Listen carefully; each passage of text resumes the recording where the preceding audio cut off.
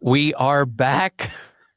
Were we on episode 9? 9, yeah. Yes. And today we are so excited because we're using a new piece of technology within our Riverside platform to bring our first online guest to the podcast. So I wish I had that like round of applause machine I know. sound bite, but we welcome to the podcast Corey Furman, who is the president of Boone Drug.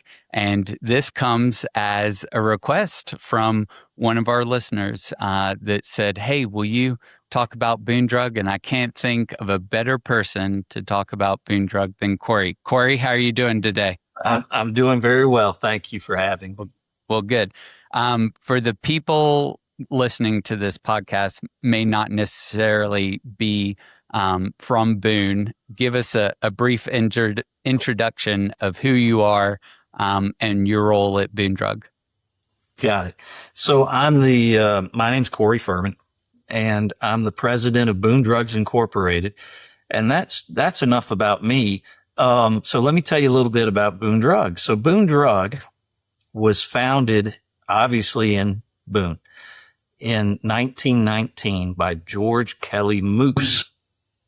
Now, he started the pharmacy with a partner whose last name was McNary, and they opened it in downtown Boone, where the Candy Barrel is now, the Mass General Store Candy Barrel. It was there for 2 years, and then it moved across the street to what became the traditional location for Boone Drug, and it stayed at that location, until probably 15 years ago, maybe. We finally moved that location from downtown, and that became our Greenway pharmacy location. So the original Boone Drug Store legally is still open. It's just in a different spot. So, it's been around a really long time. It's a great, wonderful, community-based independent chain of pharmacies.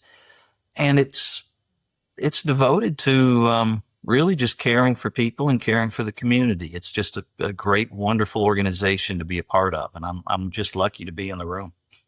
Well, we're grateful for you joining us. Jamie, you want to start us off? Yeah, I'd love to. Thanks, Corey. Thanks for that little bit of history there. Kind of going off of that, I imagine things have changed quite a bit from the original 1919 version of Boone Drug. Can you tell us a little bit about how Boone Drug has evolved over the years? Oh, wow. Boone Drug has evolved a lot. So some of the changes that we've seen, gosh, if you think about it, Boone Drug started in 1919. We didn't have computers. They didn't have the electronic registers, a lot of the stuff that we take for granted nowadays. So this evolution that's happened within Boone Drug has been centered around technology, service, and locations. So the thing that's unified Boone Drug, that's kept it consistent the entire time, is its focus on people and developing relationships with the customers, not just simply providing a product. Because in all reality, no matter what product it is that Boone Drug's providing to the community, it's the goal and relationship part of Boone Drug that stayed the same. And so this thing that's evolved with Boone Drug has centered itself around insurance payments, the use of technology, computers. Oh my goodness.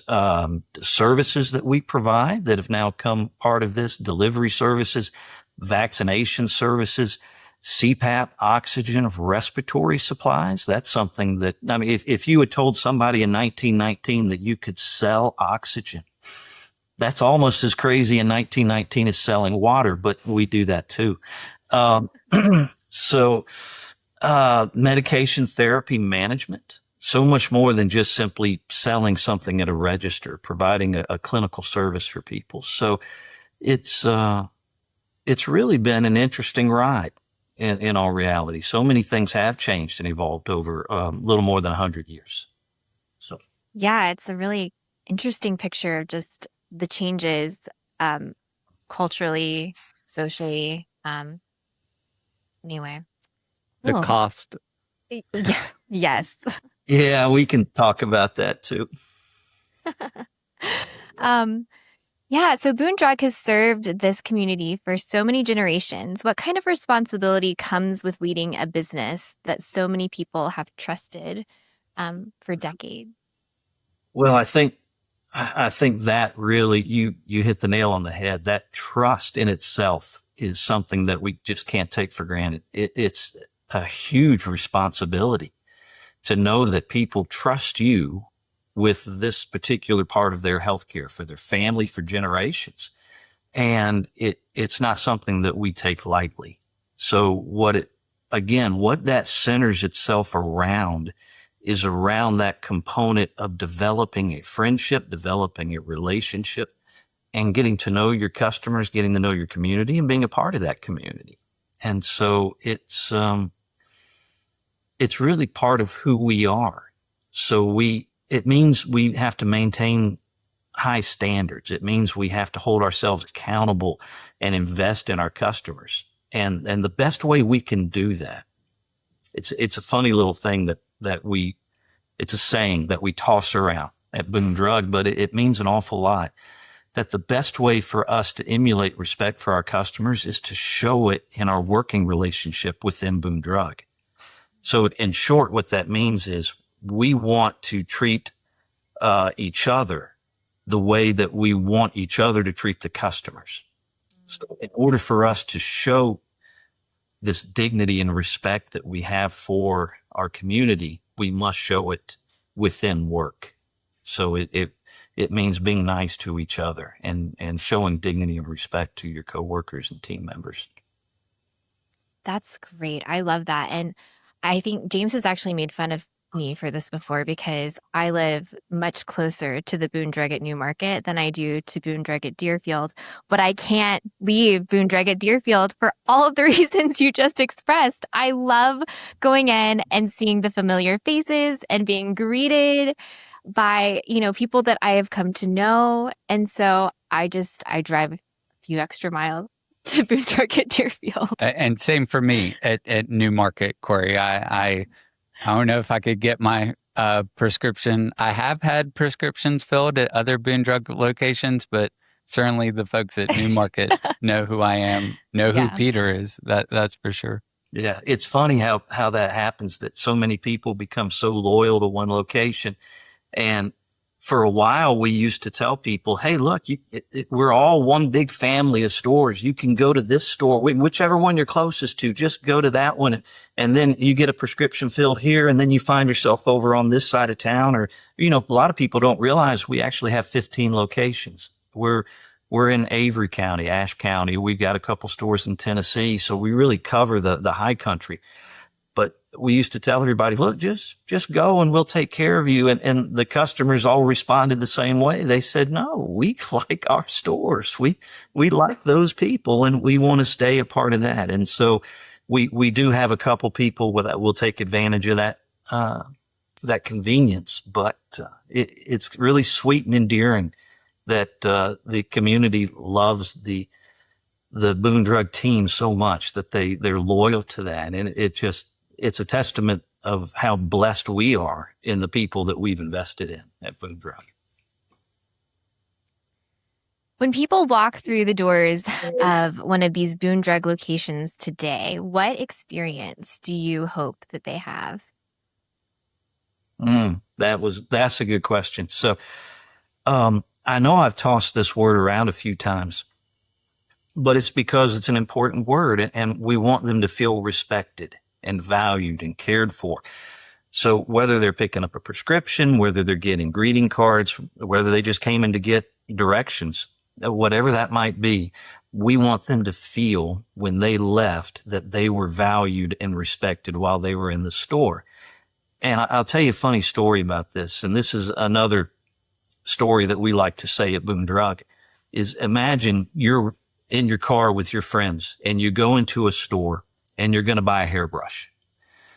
And you go into the store and you walk out a few minutes later and your friends say, hey, did you get your hairbrush? And you turn to your friends and you say, no, I didn't get my hair brushed. They didn't have the one in particular I wanted, but boy, let me tell you, I don't know why I don't go in that store more often.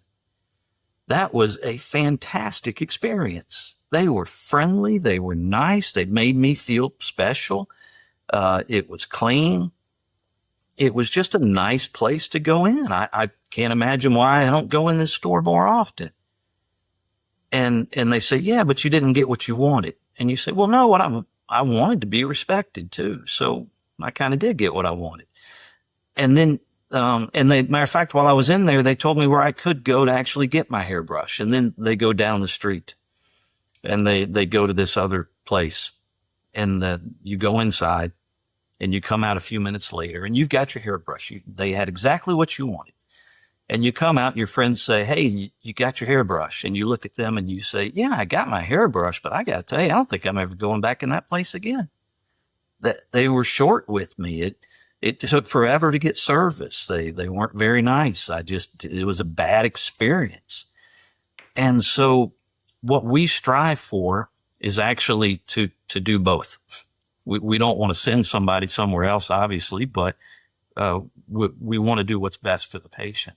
And so we want to make everybody have a great experience. We want them to feel respected and valued as a person, but then we also want to have the hairbrush too. So what can we do to make sure that we can fit both those roles for everybody coming inside? Well, I certainly know the value of relationships.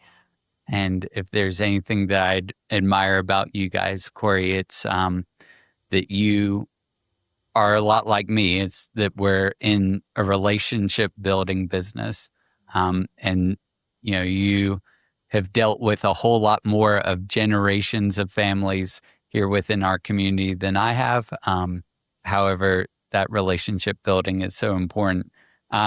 Tourism, Appalachian State students, retirees, and year-round residents all rely on your stores. How do you balance serving such a diverse group of people? Yeah, so the high country is a very unique area in its diversity. There's when you think about healthcare, inevitably you're going to put people into categories based on age. That kind of happens traditionally. Certain medical needs typically, not always, but typically correspond to a certain age group.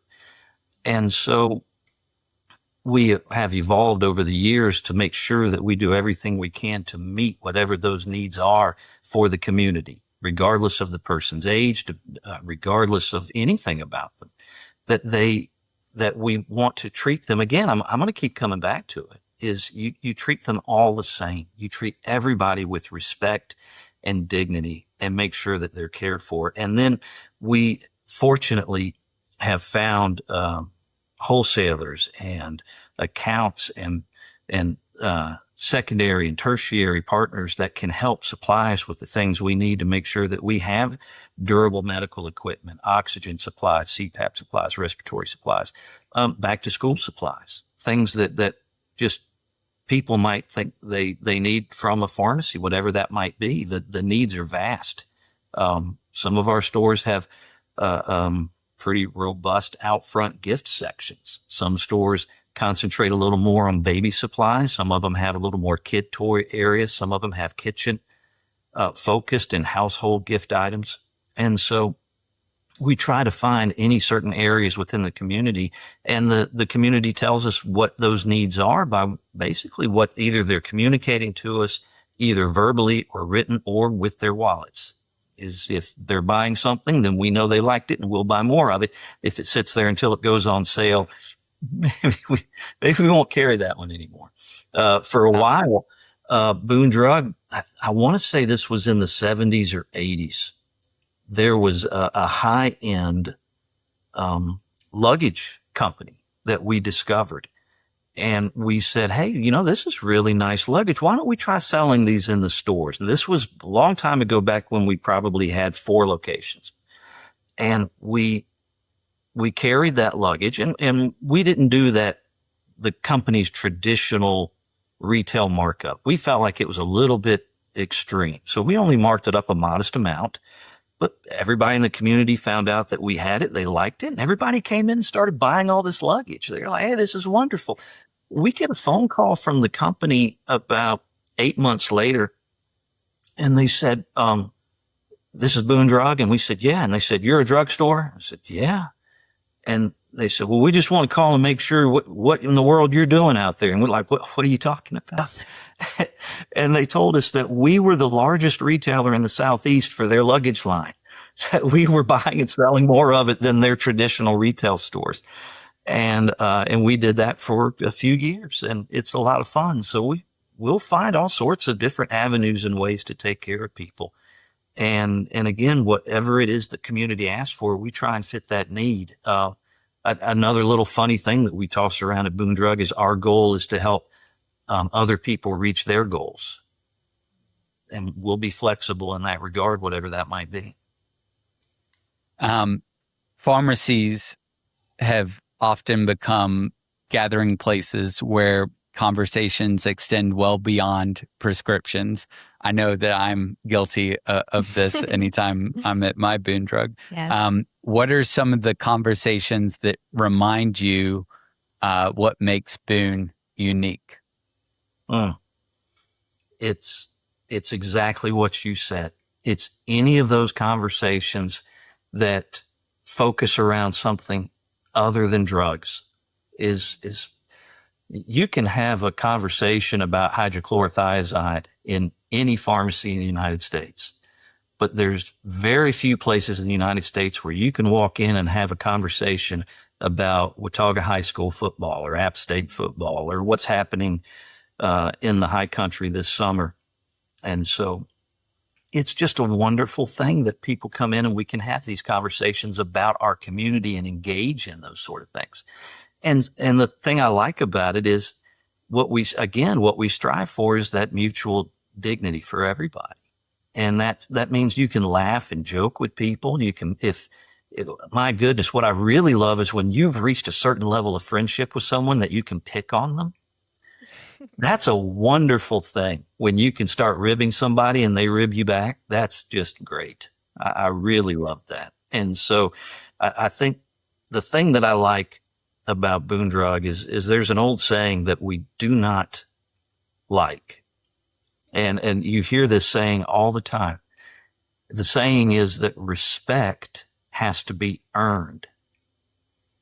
I absolutely hate that saying. I really do. Because what that saying means is that you're acknowledging that somebody might be, they're created in the image of God. And they're coming in here talking to you. But you know what? You're created in the image of God, but I'm going to need a little more from you.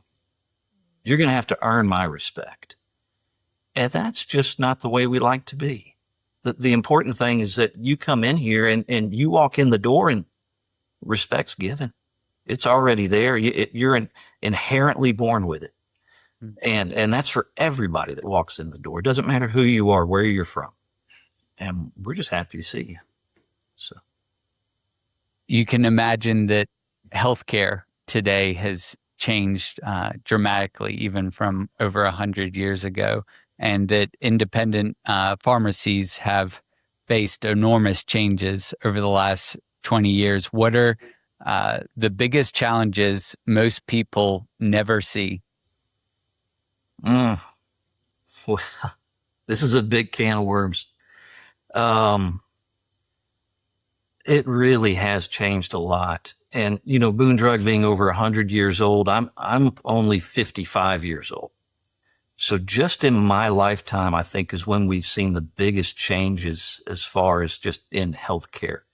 Matter of fact, I'd say the last 23 years, if I had to put a number on it, is where we've seen the biggest differences and obstacles within the pharmaceutical side of healthcare. I'll get on a little soapbox here, and this will be an interesting point of education for people who may not be aware that in pharmacy, the pharmacy has absolutely no control over the cost of the medication. And people think, well, it's the insurance company. that's controlling the cost of the medication. And that's not the case either.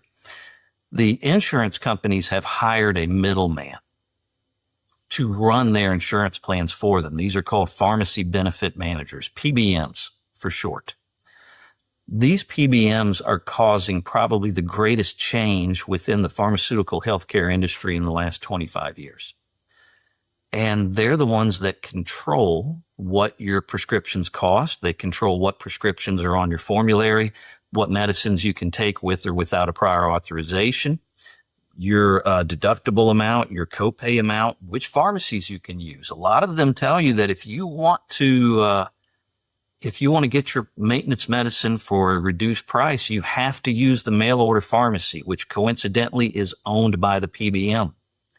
So they're the ones really driving these costs, and they're the ones determining how much things cost. The other side of it is we have no control over how much we pay for our medicine at a pharmacy. We get it from a wholesaler through a wholesaler agreement contract, and we can't really go out and shop around for better prices. So in retail pharmacy, you're really stuck that you can't control your gross margins at all. That's all you can get away with. And so the scariest part right now that we run into is that these organizations are the ones calling all the shots for someone's healthcare. And I'll give you an example how big they are. I pulled this up earlier this morning. I pulled up the Fortune 500 because when people think about big pharma, what people think we're talking about are the pharmaceutical manufacturers. But that's what, if you went up to someone and said, give me an example of big pharma, where is the money in pharmacy right now? And it's not the manufacturers. Actually, the manufacturers are doing the best they can given the environment in which they have to operate. The FDA puts an awful lot of requirements on them, and they're really, as far as I can tell from my dealings with the manufacturers, they're very reputable organizations. So when you look at the Fortune 500, there are three major PBMs in the United States that control over 70% of all prescriptions in the United States. All three of those PBMs are in the top 13 of the Fortune 500, not top 13%, top 13. In order to get your first pharmaceutical manufacturer, you have to get to number 43, Johnson & Johnson. That's the first pharmaceutical manufacturer you hit in the Fortune 500. And even then, Johnson & Johnson only does about 65% of their businesses in pharmaceuticals. They have other robust parts of their company that make them significant revenue. So in order to get to a true pharmaceutical company that really makes the lion's share of its money from that, you have to get down to number 69, Eli Lilly, before you really hit a manufacturer. So big pharma is definitely not the company making the medication. It's these insurance middlemen because they are middlemen. They're not regulated by the federal government. They're just now starting to be regulated, and they don't have to follow the rules. And if you don't have to follow the rules, that's a lot of easy ways that you could take advantage of a system. I'm trying to be nice, but you'll notice the cost of prescriptions have skyrocketed in the last 25 years. And you talked about that earlier. And like I mentioned, retail pharmacy has no say-so in what those costs are. It's totally being controlled by these major companies. That's my little soapbox, but that's really the scariest part of pharmaceutical healthcare industry right now. It's amazing. Just learning and getting the technical, you know me, I'm data nerd, Yeah. But Corey, during the COVID pandemic, pharmacies suddenly became one of the most popular, or one of the most important community resources. What did that experience teach you and your team? What did that experience teach you about your team and your customers? Yeah. I remember going through, boy, that was fun, wasn't it? So, but I remember going through that. And the thing that really stuck out with me during the entire COVID situation was an old saying that when things are at their worst, people perform at their best. And that is definitely true for everybody that I saw, not just the Boone Drug team, but the community, the other healthcare teams, the health department, the hospital. Samaritan's Purse stepped up. We had them helping us at our COVID vaccination and testing sites. It was amazing to witness and watch people performing above and beyond what they knew they were capable of doing. That was just amazing. And it really was something. We ran a very robust testing site for a long time over at the Horn in the West parking lot. And the town was gracious enough to partner with us and allowed us to be there. And we would offer those testing supplies at cost because we made the decision that we weren't going to make money off of a pandemic.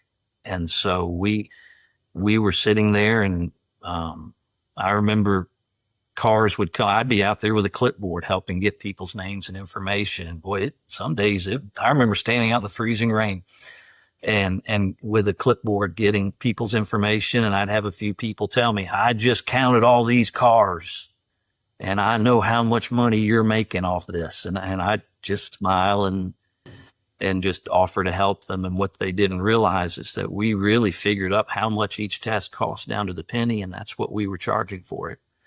And it was just amazing, though, to watch people and to see the community come together in a way that I've never witnessed in my life. Was I don't want to say it was a good thing. I don't want to say there was something good about COVID, but it truly was amazing to watch everybody come together. The rural healthcare continues to be a major topic across the state of North Carolina. What role do independent pharmacies play in helping communities like Boone maintain access to healthcare? So that's a good question. Rural healthcare is a very sensitive topic, and it's a topic that demands attention. Is everybody deserves access to healthcare. And the nice thing about a pharmacy, especially an independent pharmacy, but I'll throw in my little caveat that the statement I'm about to make is true for all retail pharmacists, is that it is free healthcare.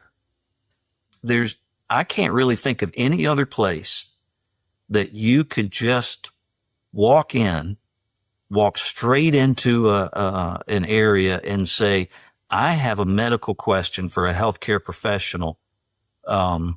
Can I speak to one right now for free without being charged? And that's the nice thing about pharmacy, is that you can have that in a rural setting. You can have it in an urban setting. You can have it anywhere. And so independent pharmacy, the nice thing about that is that an independent will go into their community. A large chain will go into an area that they have deemed beneficial.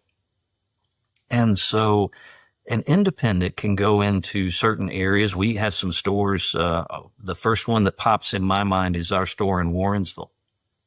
That is a good rural setting, and we serve some great people. My goodness, I've had the privilege of working that store a few times, and I had such fun getting to know the customers out there.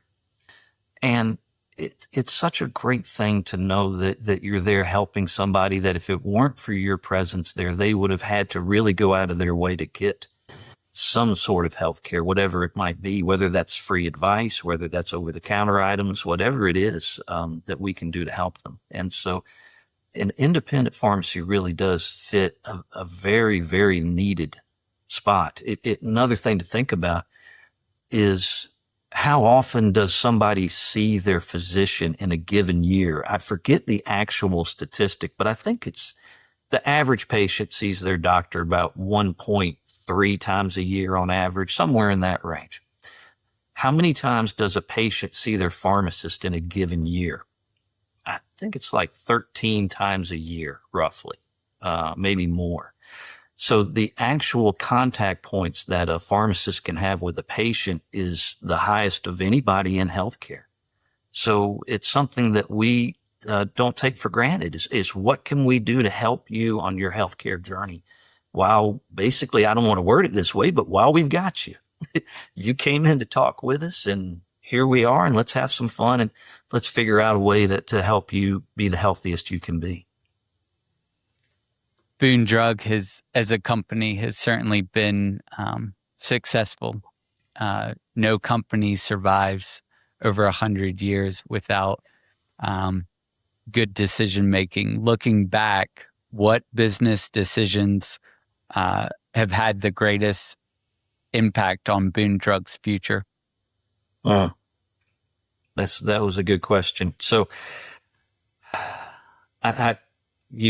you gave me that question before today, and I've given this one a lot of thought, and that was a hard one to come up with an answer on because I can't point to any one specific thing.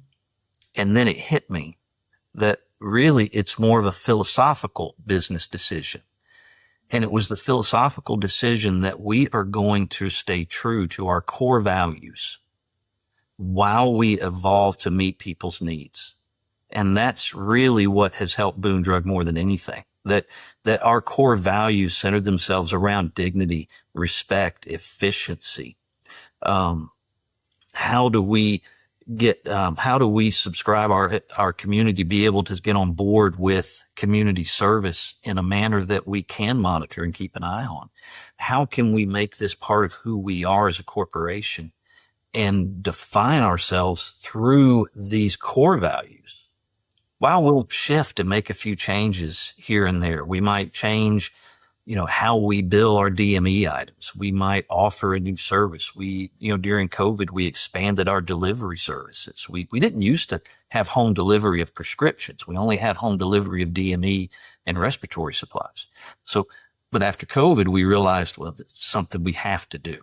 And so we started that service. But as we evolve and make these decisions about how we're going to run things, how we're going to do this, how we're going to adapt into this ever-changing environment of healthcare, those core values remaining the same of dignity, respect, honesty, hard work.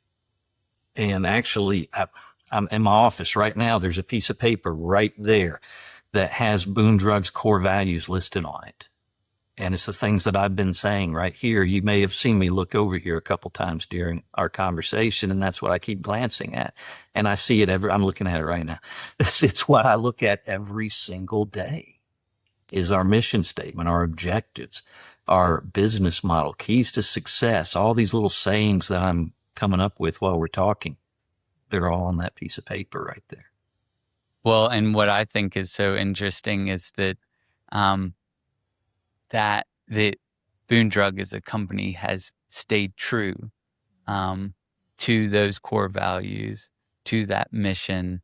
You see a lot of companies in Boone where a mission or values may evolve, but they've said from day one, we're going to hold true to these principles, and I think that's very honorable.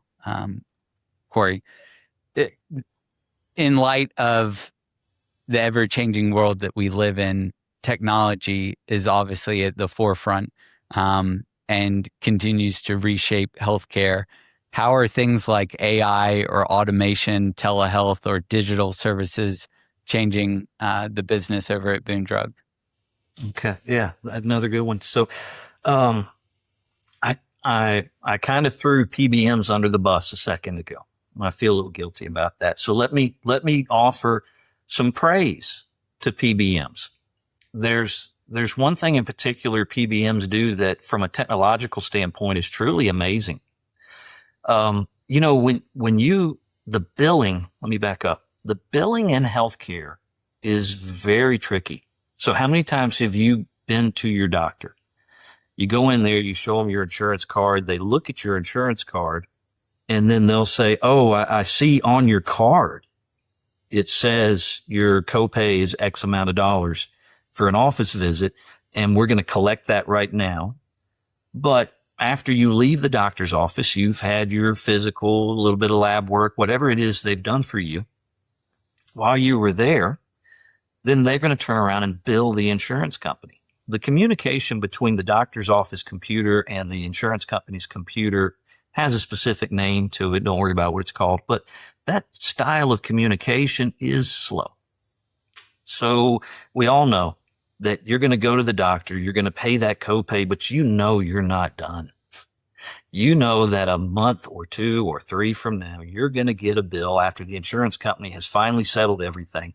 And now you have a bill in your hand. And this bill shows up and you go, oh no, I haven't met my deductible yet. I didn't realize at the time when I was at the doctor, or, oh no, this was out of network, or, oh my goodness, I didn't realize that it didn't cover XYZ. And now you've got to pay such and such. And the service has already been provided. It's over. You owe that money. That you're just trapped. Here's the beautiful thing that PBMs do for people.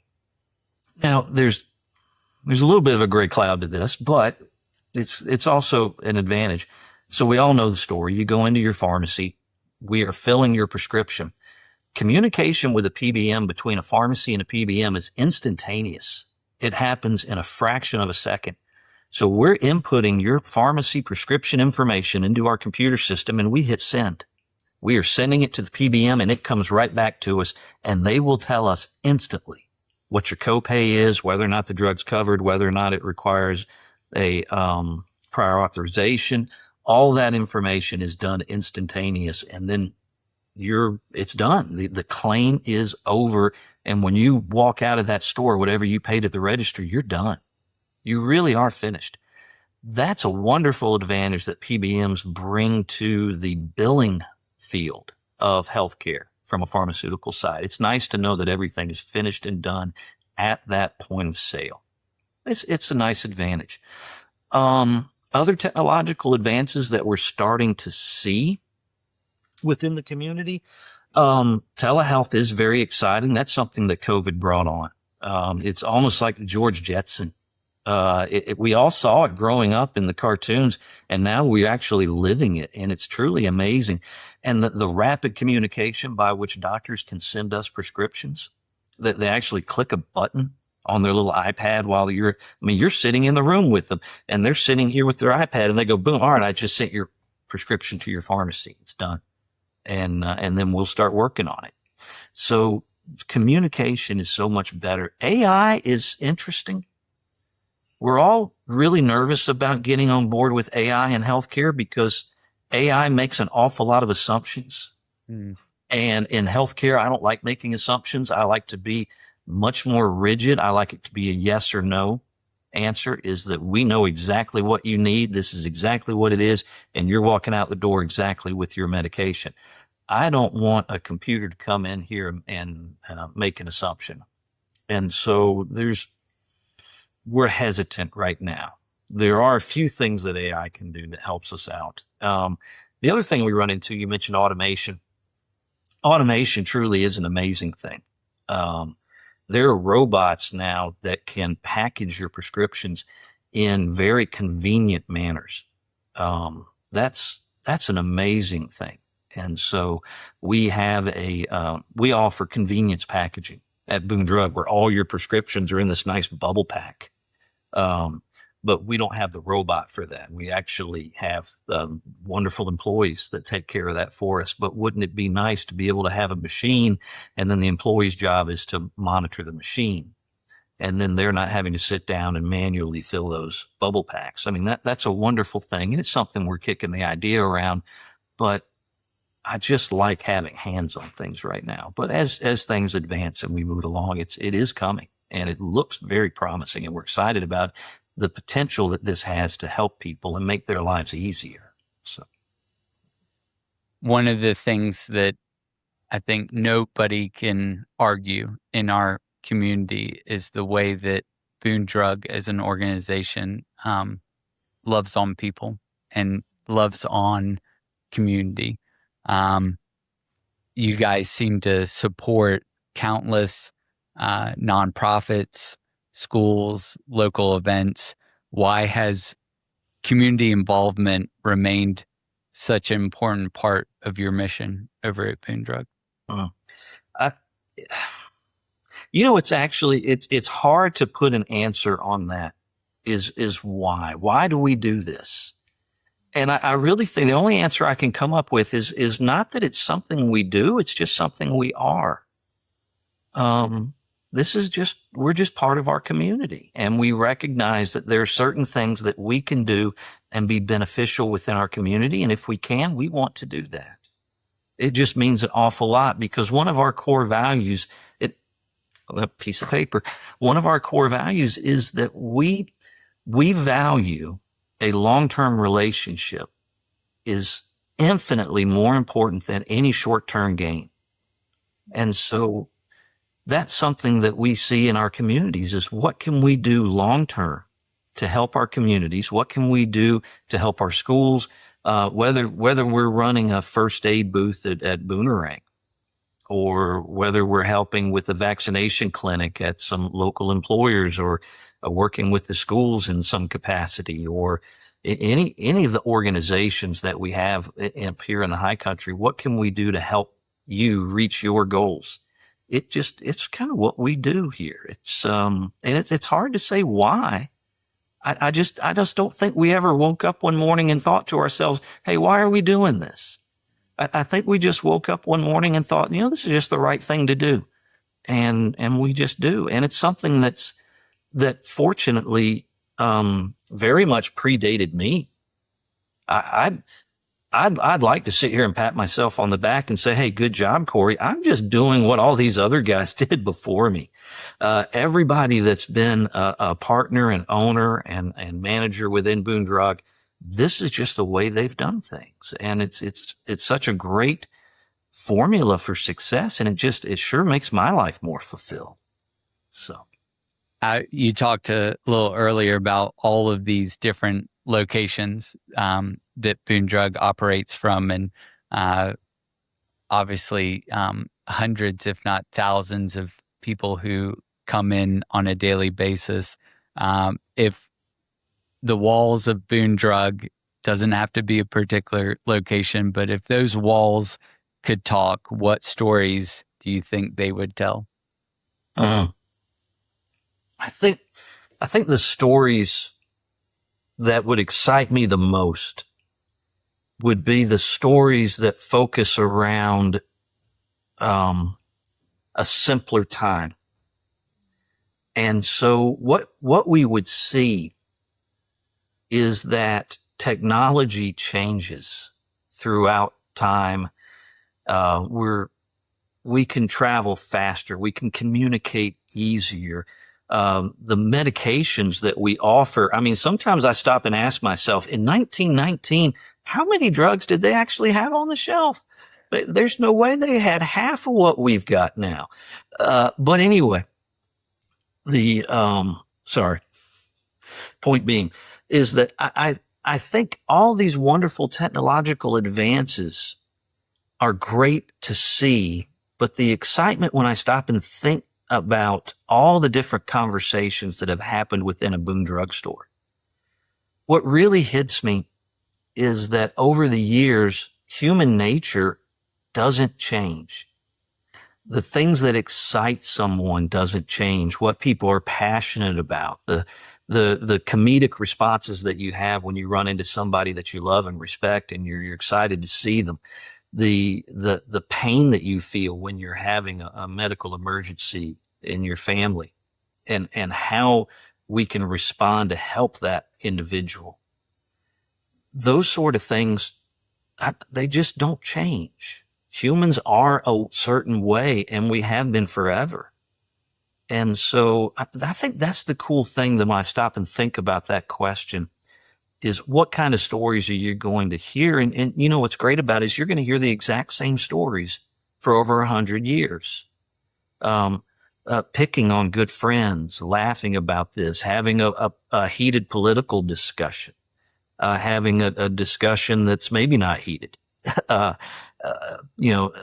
picking on you because my sports team is infinitely better than your sports team. And we all know that's a fact. And just having a good time and helping people who are in the most difficult of times. And I think that's just exciting to think about. Yeah. I've known your family for a while, Corey, and I know that you guys have obviously been part of the community for a number of decades. You've watched Boone grow tremendously over the years. What's one thing you hope never changes about this community? I'm going to go back to it again. You're sick of hearing me say it, but dignity and respect for other people. Mm-hmm. When a community gets to a certain size, it is easier for people to hide and blend in almost as a number instead of a pivotal, important part of that community. And when that happens, I hate to say it, but I've seen it in other communities, is once you stop seeing the other person as an individual and you start seeing that person as just either an obstacle to your goals, then the first thing that slips is dignity and respect. And I really hope that does not happen to Boone and all of the high country, all the areas that we serve. It's one of the most endearing things about the high country is that everywhere you go, you're going to run into someone who just loves and respects you for being you. And if we get too big, there's a risk that can start to slip because it's easy to blend in. I hear people say it all the time. I don't like small towns because I can't hide in them. And I think, okay, why do you want to do that? You've got a great town. You've got wonderful people here. They love you to death. Not everybody loves me, but I try. And so how do we work with that? And then how do we help prevent that from happening? And I've got some answers in that regard of how to prevent that from happening, but maybe that's a podcast for another time.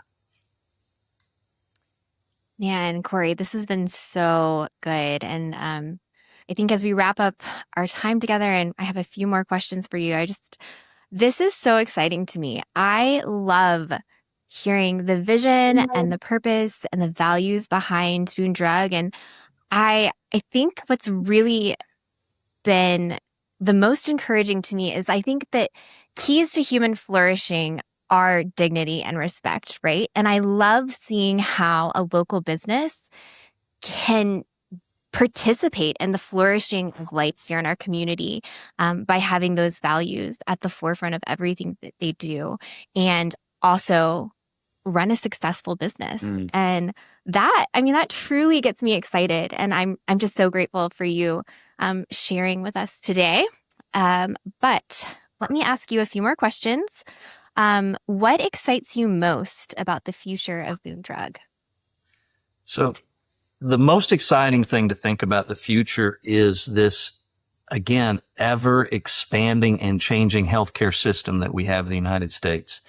There's always something that's changing. And like I said, in the last 25 years, we've seen some phenomenal changes within healthcare, and it's continuing. So I'm excited to see what that's going to look like in the future because, you just don't know. I don't have a crystal ball, but I'm excited for Boone Drug to watch and see how we are going to adapt to these future changes. I'll give some brief examples and ambiguous examples, but there are some potential changes coming to the Pharmacy Practice Act in multiple states. A few of them have already gotten on board with this idea, but there's some changes coming down the line that could really impact how pharmacy operates in the community in a good way. And so how can Boone Drug adapt to these positive changes? So there's some very exciting potentials coming down the road. We've already seen a lot of changes with vaccination services and clinical testings and things that we can do and provide for the community that weren't part of your typical pharmacy repertoire, but now we can do these things. So it's going to be exciting to see how we're going to adapt our particular business model with these changes. I'm just excited about it. It'll be fun. Yeah, well, we're excited to be along for the ride. Okay, I know in your introduction you focused a lot about Boone Drug, but we do have some personal questions for you. Can you tell us a little bit about what inspired you to become a pharmacist in the first? So I graduated from Watauga High School in 1989. I was born. I'm at the Deerfield location right now. So I was born across the street at Watauga Medical Center. Dr. John Marchese delivered me. For those of us who remember Dr. Marchese, wonderful man. And Dr. Marchese delivered my two boys as well. And so when I left in the fall of 89, after I graduated, I had made two very important decisions in my life. The first one was I was never coming back to Boone, and the second one was I am never going to be a pharmacist. Don't ask me how I'm doing with that. So anyway, and I think it was just me being kind of juvenile. That a lot of people you just feel that pull to go away from your hometown. That's really all it was. It had nothing to do with my true opinion of Boone. I think it was just me wanting to get out and see the world. And so when I was in undergrad in college, the Lord really got a hold of me in a way that I was very surprised that he started pulling within my heart to realize that pharmacy was truly a wonderful profession and that there's so many different avenues and fields within pharmacy apart from just what I grew up in. Because I've worked for Boone Drug ever since I was big enough to carry trash. My dad used to say, he'd say after school, I'd go by one of the stores and my dad would say, Corey, pick up that trash can. And I was really small. And I was like, I couldn't pick that up. It's way too heavy. And so every day he'd say, pick up that trash can. Then one day I picked it up and he said, great, you're hired to haul that trash out. And that was my first day working at Boone Drug. And so anyway, point being, I was pulled into it. The Lord just got a hold of me and convinced me this was a really wonderful career. So after I finished pharmacy school, I said, okay, God, you got me on one point. I am a pharmacist, but I'm not going to live in Boone. And so I got a job working at a hospital and I worked with some really great, wonderful people, loved it. We had a wonderful time. And so I met a girl, fell in love, got married, and we got to talking about having children.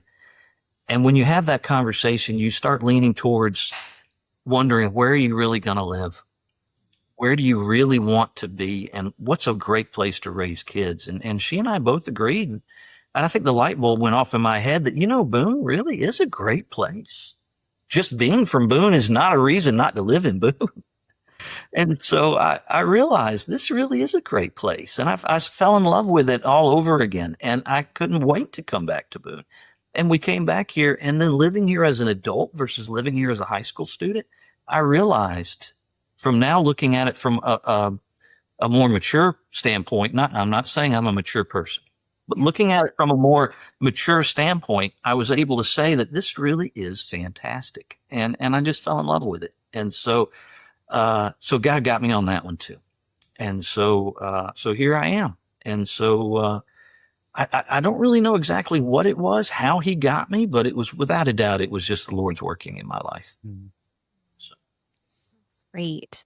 So from hauling trash to leading Boone Drug, who has had the greatest influence on your long career at Boone Drug and your leadership style?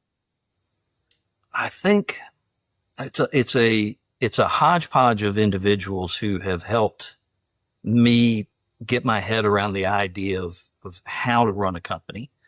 My father definitely has helped significantly. There's no way I could say that he didn't. I mean, he taught me more about the objectiveness of running a business, but then also the subjectiveness of how to treat people. And what does that balance look like? Is how do you keep those two things? Because inevitably you'll run into somebody who says, oh, there's just no room for common courtesy in the world of business. That's not true. Is you treat people, again, dignity and respect, but you can do that and run a business effectively at the same time. It's not They're not in conflict with each other. You can do it.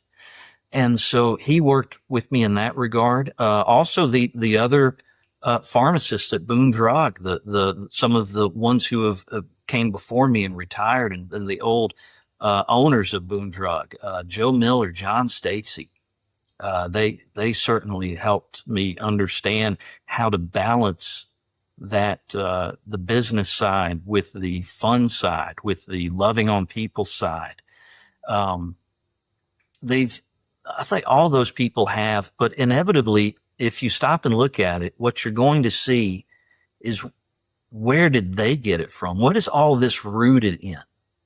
And without a doubt, it's all rooted in Scripture. It's all right there, is how to treat each other, to understand that we're all created in the image of God, that we all love each other, that there are going to be differences, but how do you handle that conflict, and how do you resolve, and how do you objectively accomplish your goals while still maintaining that dignity for others? And so that's the ultimate source, but you see it reflected in those that came before you. Yeah, and that's great. Thank you. One last question for me. When you're not at work, what is your favorite way to enjoy the high country? So, yeah, that's funny. I'll tell you what I did Saturday. I told somebody this the other day. They asked me, they said, "What'd you do Saturday?" And I said, "Well, I went fly fishing." And then I said, "No, wait, I didn't go fly fishing. I stood in the New River for about 45 minutes and just, that's about it." But it was fun, and it's a little warm. The water's low. It's not a great time, but anyway, I enjoyed it. Fly fishing is a lot of fun.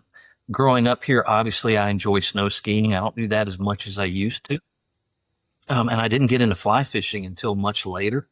I just enjoy, if it's going to be just the high country in general, I just like being in the high country. I know that's a silly answer, but it's pretty. It's a wonderful place. Anytime I leave the high country and I come back, what a great feeling. I can't put my finger on it, but just, there's something about when you start coming up the mountain and you start that drive up, it just feels different. And I can't explain why. It just feels good. And so I just like being in it, whatever that might be. It might be a hike. It might be just playing fetch with my dogs. It might be fly fishing. I have a motorcycle that I enjoy. Yeah, I think that's really it. It's just fun to be there and enjoy it, and have good friends and family that you can enjoy it with. Well, Corey, I think I can certainly speak for the both of us to say that today has been probably one of the most unique episodes to not only hear about your story and the story of Boone Drug, but just this place of authenticity and just learning about how an organization has really stayed true to so much that is important to them. We do like to have fun, and so we end our episodes with a lightning round of questions. So we didn't give you these. These are just short, sweet questions just to have fun and get to know you a little bit better. Are you ready? Yeah. No, go ahead. All right. They're all clean. I can promise you. Coffee or sweet tea? It depends on the mood, but most of the time, coffee. Your favorite item from the Boone Drug Grill? Oh, just cheeseburger, mayonnaise, ketchup, and mustard. Most underrated place in Boone?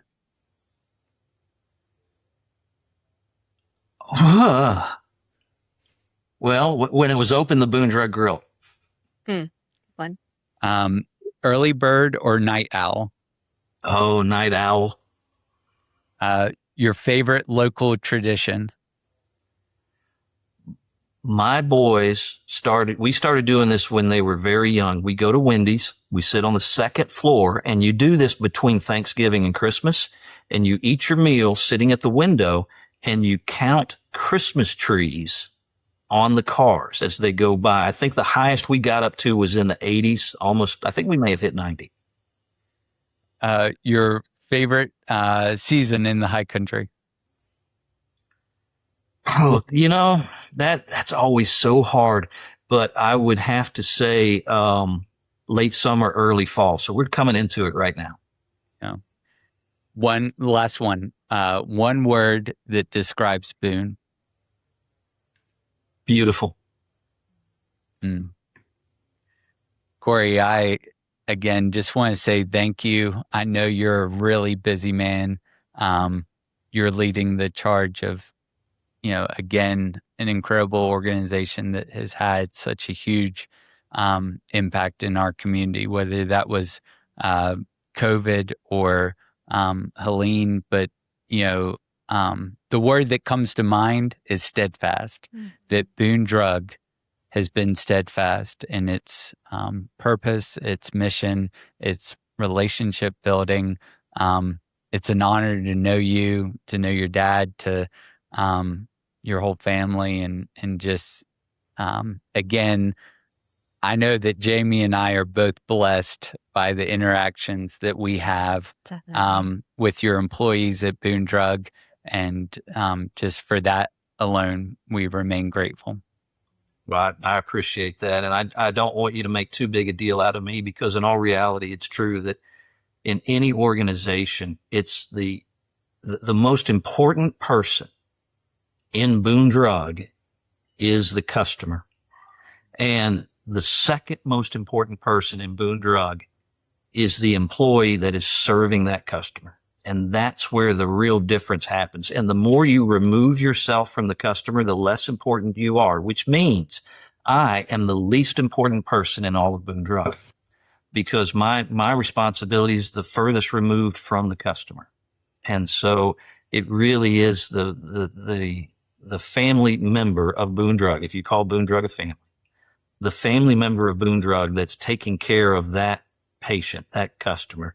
That's really what defines our company, and I am so proud of them. Well, thanks again, Corey. I hope you have a blessed day, a great week. And we're recording this on August 17th, which is the first day of class for both our young people at Watauga County Schools and Appalachian State University. So I'm sure you're welcoming the chaos and the new faces and that opportunity for relationship building. You're absolutely right. That's the conversation we had last week. So, but thank you so much. I appreciate it. I had a great time. Yeah. Thanks, Corey. Thank you. I hope you have a blessed day. All right. You too.